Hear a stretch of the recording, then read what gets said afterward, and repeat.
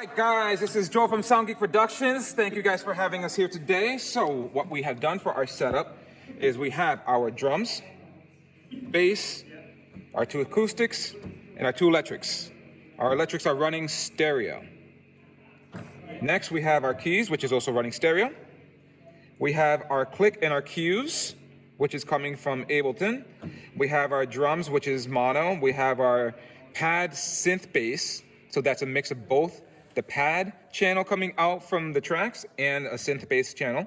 And then we have stereo tracks. So these are going to be the two that typically you're going to have up. If you have drums, you don't need to have these up. If you do not have drums, then that's when we can bring these bad boys in. Next layer, we have our PC connection. So that's for the auxiliary output. Then we go to our vocals. We have wired vocals, so wired vocal 1, 2, and 3.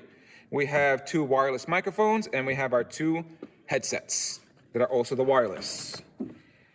That takes care of our input side of things. When we go to our buses, we have this set up currently to do our in-ear mixes. So we have in-ear mix 1, 2, 3, and 4. To send the mixes on that, you're going to press this guy here, send on fader, and select which one you want to send.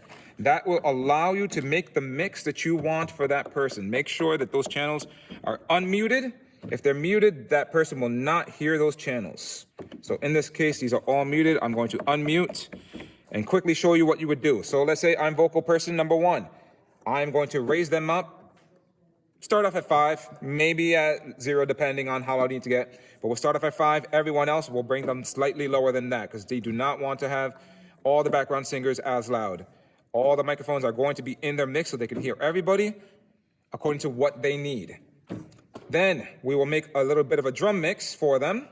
So this is our kick. I'm going to throw some snare in there. I would do this while the drummer is playing. Then have your bass player play along with it. Start bringing in all the other instruments according to what they want to hear in their mix. We have our keys here. They're definitely going to want to hear that click. And the cues according to taste as well. And I'm going to leave the drums off for now, but I am going to put in my tracks and my synth bass in there.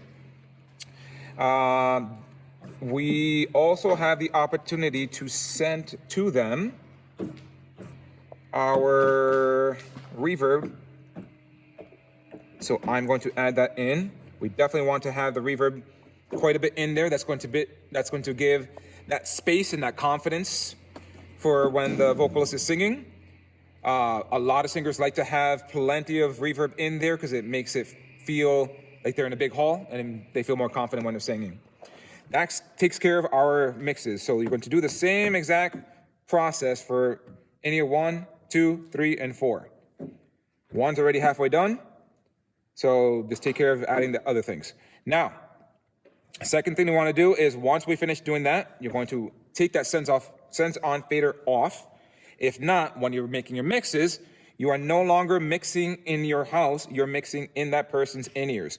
Which means if I start turning up things thinking that I'm mixing in the house, I'm actually putting more in their in-ears. Super important to not do that.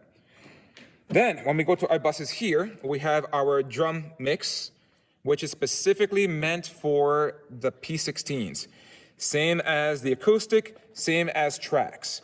Acoustic is a mix of both acoustic channels, so that way we can have them evenly both going into that mix onto the P16s. As far as tracks, what we have going into that currently right now is the tracks coming out of Ableton. We have lowered down the drums and the actual tracks, stereo tracks a little bit because it was a little hot in their ears, but you can raise those up as needed. We have that pad synth bass channel that's all the way, so once again, we can tailor it to taste if needed.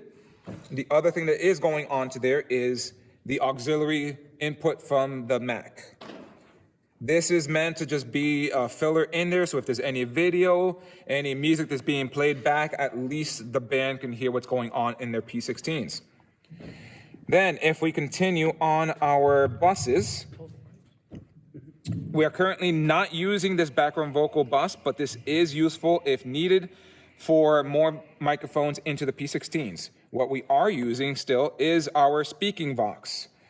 So the speaking box we have not set up yet. We will throw those in now. So speaking vocals are going to be the 2 headsets and that wireless number 2. So that way, in the P16s, they are able to hear those people talking. So that'll be your preacher or whoever is speaking. Then our other one is going to be our talkback channel, which I just realized that we have not set up yet. But that should be easy enough for Andrew to do. And what we will do is route the same exact way. Sends on fader, we will send those channels for talkback into the bus for the talkback, which is routed now to the P16. And that way, anyone listening on the P16 can hear the talkback. It would actually be a good idea as well to do the same for the in-ears as well. So our IEM 1, 2, 3, and 4. It'd be great to add those talkbacks in as needed, so the communication can end up going well between the stage and front of house. Everyone can communicate to each other and hear it in the in-ears. Finally, to finish up our buses, we have our effects buses. The first thing that we have here is our drum reverb. That is the reverb specifically just for our drums. Nothing else is being sent onto that drum bus, that drum reverb mix. So we have our snare, toms, all that fun stuff. Nothing else is being sent there. For our hall reverb, there is lots of things going there. We have our acoustic guitars. We have our keys. And we have all of our vocals that are singing. Only singing vocals are set up for this currently right now. We can actually, if needed, can add a little bit of reverb to the talking vocals if we want to just add a little bit of ambience, especially if you guys are planning on broadcasting at all in the future. It's not a bad idea just to have a little bit of reverb in there so when they're speaking, it doesn't sound completely dead. The next thing that we haven't completely set up, but it will be set up in the future, is our delays. We're going to have 2 different delays set up, and we will set up the tap tempo on these as well, so they can tap it in. That will only be for our vocals. So we will set that up right now briefly just to show what it's going to be like. So we're going to add that to our vocals. And once again, you got to make sure that it's unmuted in order for it to actually work. That takes care of the overall of our setup here. We do have our master bus, which is super important to know. Typically, most services, I imagine, you're going to be at around -5 as your starting point. If you need to go higher, you could definitely go up to 0. There should be no reason to go above 0. 0 is pretty loud. There might be services you might need to go less than 5 depending on attendance. Do not be afraid to change your volume accordingly. We do have DCAs set up. They are currently all at 0. That does not mean that you need to change them. You may need to depending on what's going on in the service, but they are all set up in a mix where everything at 0 sounds great. Obviously, if you have some guitars a little bit hotter than others, then we can bring them down. If tracks are a little bit hot, you can definitely bring it down from here. This gives you the ability that everything within that bus, as an example, drums, I can bring all of my drums down as needed. I can bring all my guitars down as needed. Tracks and all the other things in there. And that should take care of most of the things that anyone should typically have to mess around with.